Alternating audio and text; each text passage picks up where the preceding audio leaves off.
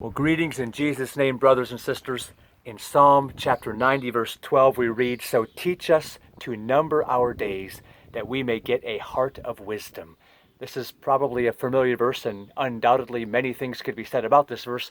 But what I want to encourage you with today is that this verse is setting up a contrast, as it were. It's making bringing to light a difference of something that's supposed to teach us and to help us to put the right perspective in our minds. This psalm begins this way. It says, "Lord, you have been our dwelling place in all generations." That speaks of time passing. Verse 2 says, "Before the mountains were brought forth, or ever you had formed the earth and the world, from everlasting to everlasting, you are God." This is speaking to the eternal nature of God, from everlasting to everlasting, from time unending that way and from time unending this way, to time unending this way. He is God. In contrast, for us it says in verse 10 that the years of our life are 70, or even by reason of strength 80. And he goes on to say that even in that time frame, that span, there's toil and trouble, and they're soon gone. Our life is soon gone. Friends, what this is setting up is a contrast between the eternal nature of God and the short time frame that we are alive on earth. We may think 70 or 80 years is a long time. To us, in our human perspective, it seems like I have a long time to live still. I have years to go, and I'll be old, and time will have passed, and there's so many things that we'll have experienced and can experience, and there's all this stuff and all this time. And yet, to get the perspective that God looks at it, it says in verse 4 that 1,000 years in your sight are but as yesterday when it is past, or as a watch in the night. A watch in the night is only 3 hours. 1,000 years is only as if 3 hours had passed.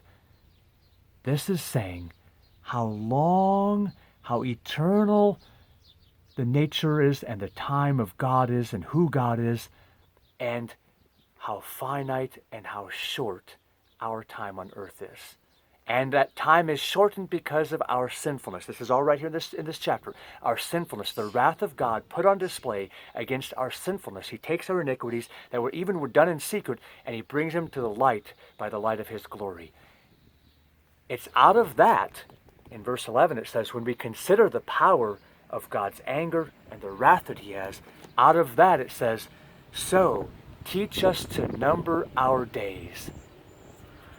Teach us to take a look at our days and say, though we think they might be long, they are in actuality very, very short. Friends, can I remind you today, even if you live to be 100 years old and have many days, many hours, many moments, much time here on this earth, that will be but a blip on the screen of eternity.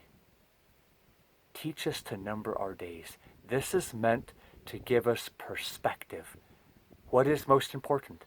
Is my next job, or the next thing I want to do, or the next milestone in my child's life, or the next milestone in my own life, or the thing I want to accomplish, or retirement, or having the nicest this, or getting to this, achieve this, is that the most important?